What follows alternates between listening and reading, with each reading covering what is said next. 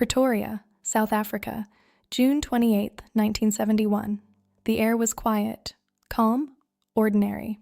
Nothing about that day suggested that a child born here would one day change the direction of human civilization. Elon Musk entered the world without announcement, without celebration beyond his family's walls. His father was an engineer, his mother was a model. On the surface, everything looked stable, but stability can be an illusion. From the beginning, Elon was different. He didn't behave like other children. He wasn't loud, he wasn't playful, he wasn't careless.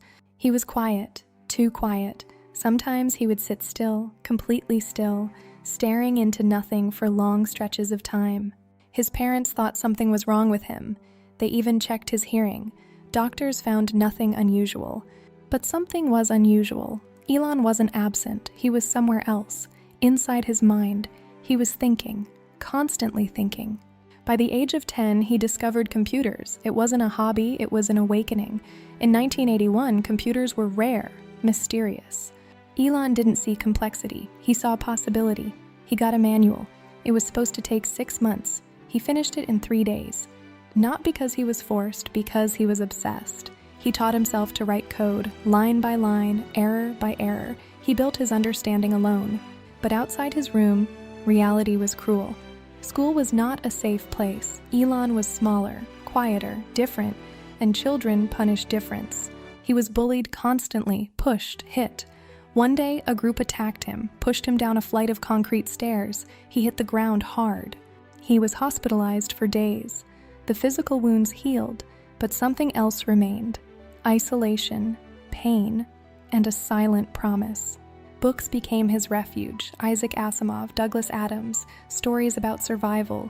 While others saw fiction, Elon saw blueprints.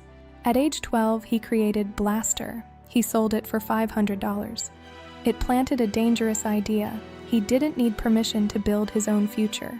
South Africa was limitation. Staying meant becoming trapped, so he made a decision. At 17, he would leave. A terrifying decision. He moved to Canada with almost nothing, cleaning boilers, cutting lumber, surviving, each day uncertain. But he endured. America was the goal. He eventually reached the University of Pennsylvania. He wasn't chasing grades. He was preparing for impact in energy, space, and the internet. He chose uncertainty over safety. Silicon Valley was war, but the boy who escaped South Africa was about to conquer the future. California, 1995.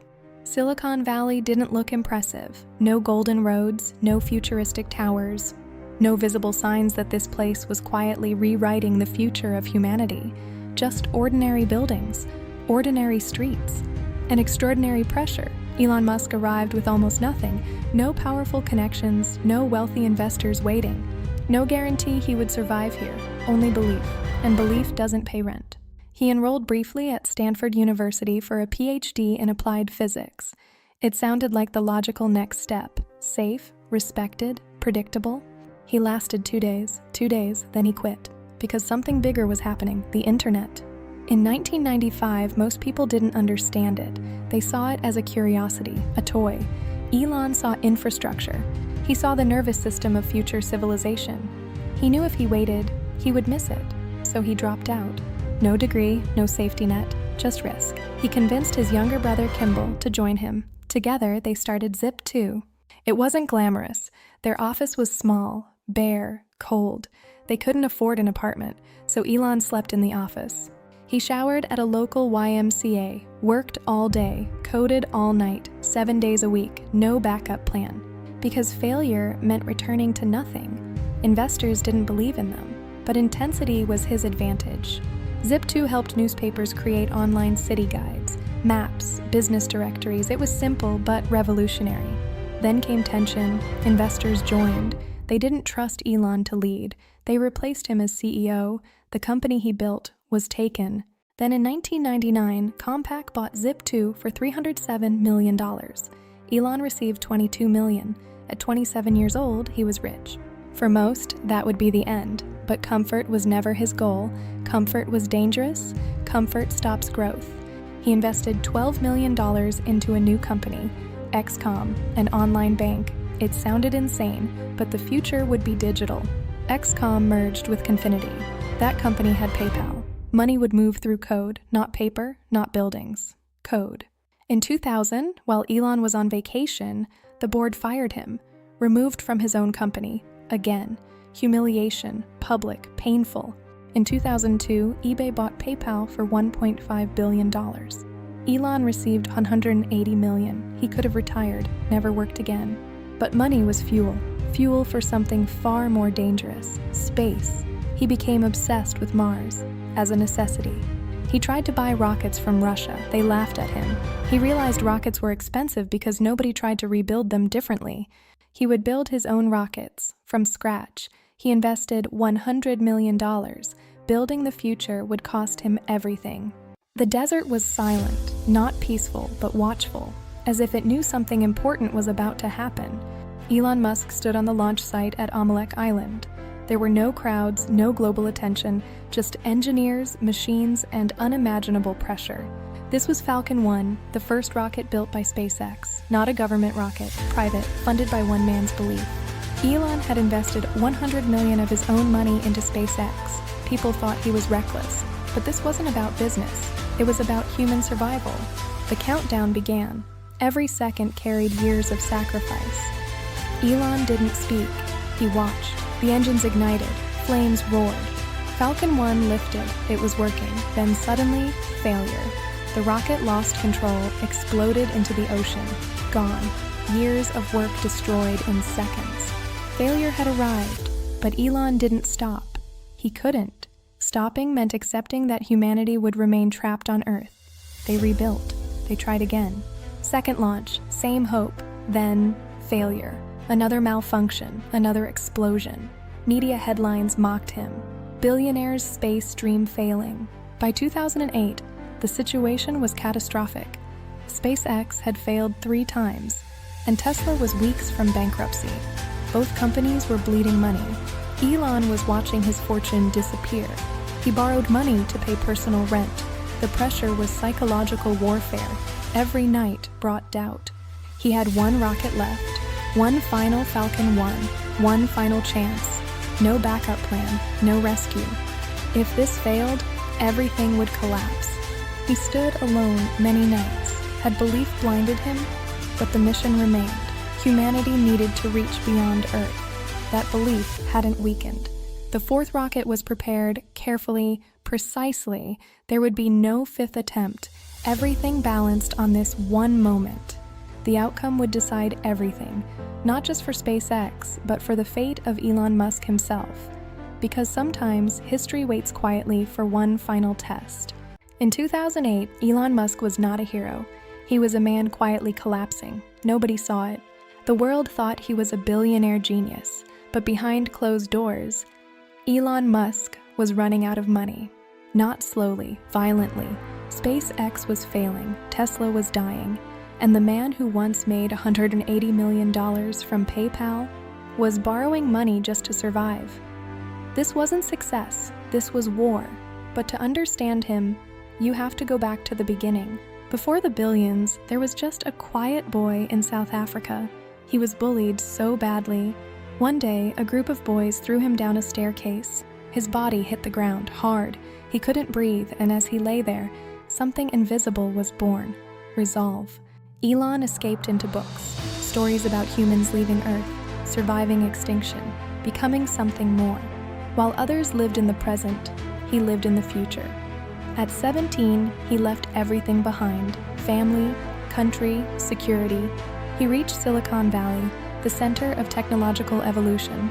He slept on office floors, worked non-stop, built his first company, sold it, then built PayPal, changed how money moves forever, and then he was fired, removed from the very company he helped create.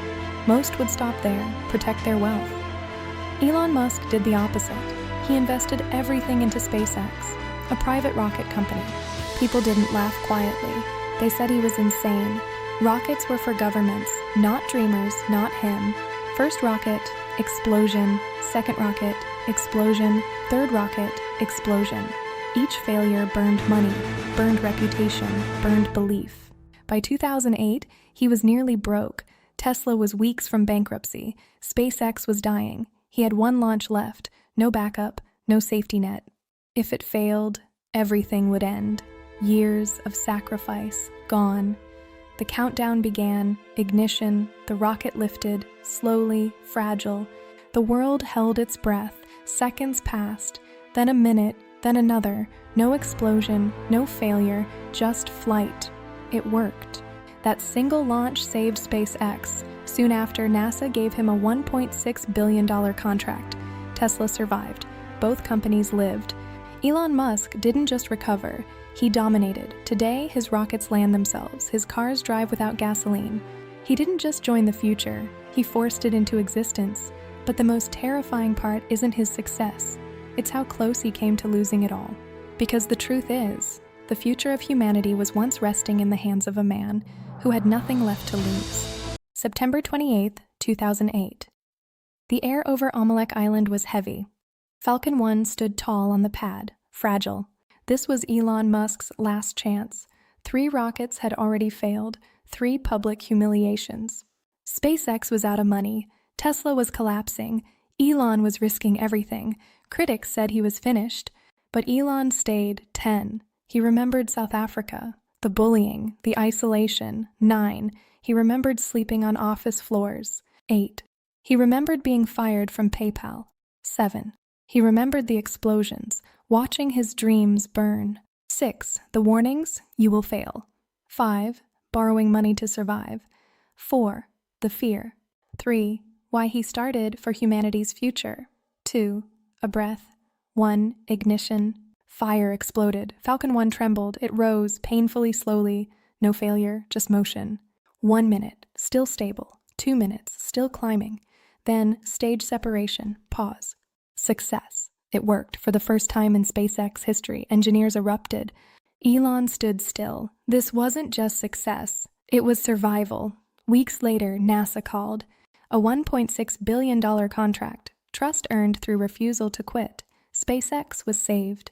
Tesla was saved. Barely, but barely was enough. The boy beaten in South Africa had reached space. He didn't stop. Reusable rockets, electric vehicles, Neuralink, Starlink. He wasn't just building companies. He was building the future. Every step was risk. He chose the necessary path because it mattered. Today, he stands as one of the most influential humans alive, not because he avoided failure, but because he survived it.